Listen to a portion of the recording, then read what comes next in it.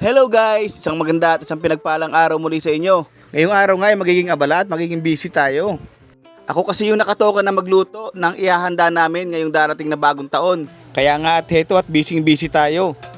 Ang una ko palang gagawin ay pakukuluan at palalambutin ko muna yung baka. Dito ko na lang siya sa pressure cooker ilalagay para mabilis lumambot. Naglagay na nga ako ng mga pampalasa dyan katulad ng sibuyas. Naglagay na rin ako ng asin. Maglalagay na rin tayo ng pamintang durog. At syempre, hindi mawawala ang Maggi Magic Sarap na mas lalong pinasarap pa. Magic Sarap baka naman. So ayan at tinakpan na natin at handa na nating pakuluan. Binuksan na nga natin yung ating kalan. At dahil nga magki-crispy pata rin tayo, pakukuluan muna natin at palalambutin muna natin yung ating pata. At para nga lalong sumarap ang ating crispy pata, naglagay tayo ng mga pampalasa. Para habang pinapakuluan natin nanunuot na dun sa loob ng karne yung mga ingredients na nilagay natin. At ayan, tinakpan na natin. At syempre, buksan na natin ang ating kalan. So after 45 minutes na pagpapakulo sa baka, ito na nga siya at ready na siya at malambot na talaga yan. At para nga matanggal yung pressure o init sa loob ng pressure cooker natin, pinatulungan ko muna siya sa gripo para sure na sure tayo na hindi tayo masasabugan ng pressure cooker. At ito na nga ang ating baka na pinalambot. Ang next step na gagawin natin ay hihiwain natin ng maliliit. Ang bala ko kasing recipe na lutuin dyan creamy beef mushroom, kaya natin hiniwa na maliliit. After ko nga siyang ma-chop lahat chinay ko muna yung pinakuluan natin pata. Titingnan ko kung okay na siya. So eto na nga at mukhang malambot na to. So okay na yan, pwede na nating hanguin. Pagkahango naman natin sa kanya, i-air dry lang natin siya. Bali iuhuli na lang natin siyang lutuin. Bali 4 na dilata nga na mushroom yung gagamitin natin dun sa may creamy beef mushroom natin. So ayan at sinimulan ko na mag-isa ng bawang. Susunod ko na rin dyan yung sibuyas. Then imimekos-mekos na natin. Pagka nag golden brown na nga sila, ilalagay na natin yung ating beef.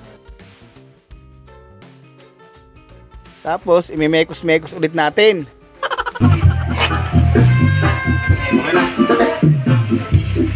Bali hindi ko nga pala napakita sa video guys, meron pala yung butter, nilagyan ko ng butter. Sinama ko yan habang ginigisa ko.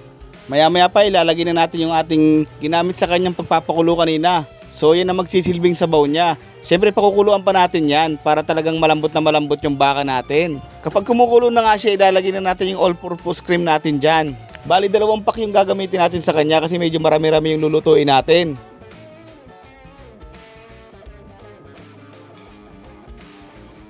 Pagkatapos natin ilagay yan, imimekos-mekos lang natin.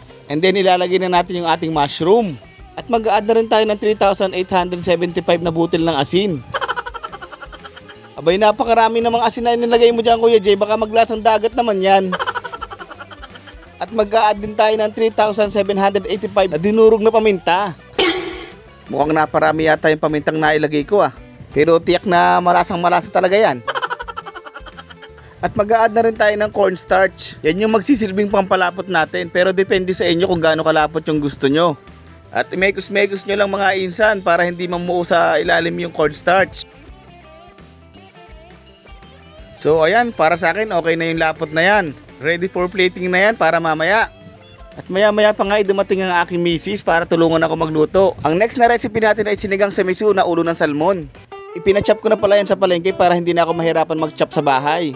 Nagpakulo na pala ako ng tubig. At nung kumukulo na nga yung tubig, inilagay ko na yung sibuyas, kamatis, luya at siling green.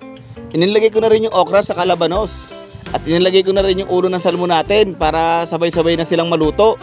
At nung kumukulo na nga siya, inilagay ko na yung ating miso. At nag-add na rin tayo ng asin.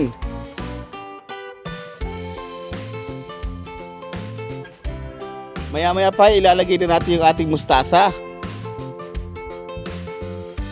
So ayan, maya-maya pa, ready for serving na yan. So ang next recipe naman natin ay garlic buttered shrimp. Wow, social bakit may sibuyas yan, Kuya Jay? Dapat ang tawag dyan, onion garlic buttered shrimp.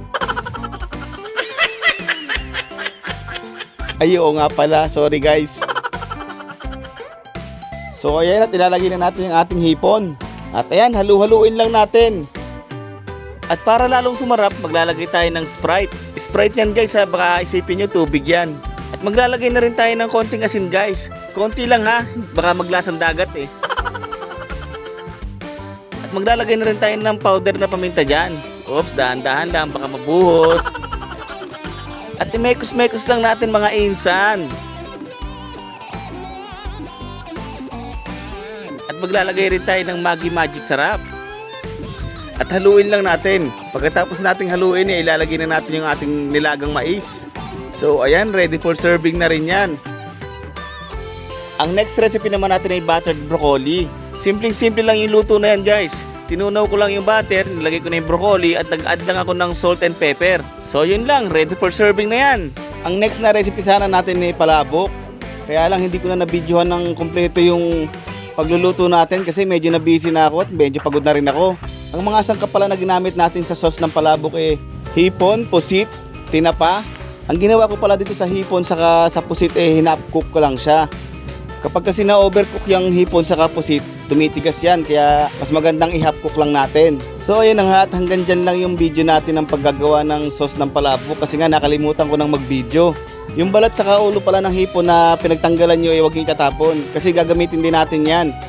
Igigisa rin natin yan, kukuhain natin yung pinakakatas niya para mas malasang malasa yung sauce ng palabok natin. Hayaan nyo guys at sa susunod na pagbablog natin ng pagluluto ng palabok ay kukumpletuhin ko na. Pasensya na talaga kayo guys, nakalimutan ko na talaga mag-video. Hindi ko na nga na-videohan yung lechong kawali natin saka yung crispy pata natin. Si Mrs. naman pala yung nagtimpla ng fruit salad natin. So ayun na nga pala yung kabubuang handa natin. So yun lamang po, maraming salamat sa panonood. See you on my next vlog. Bye-bye!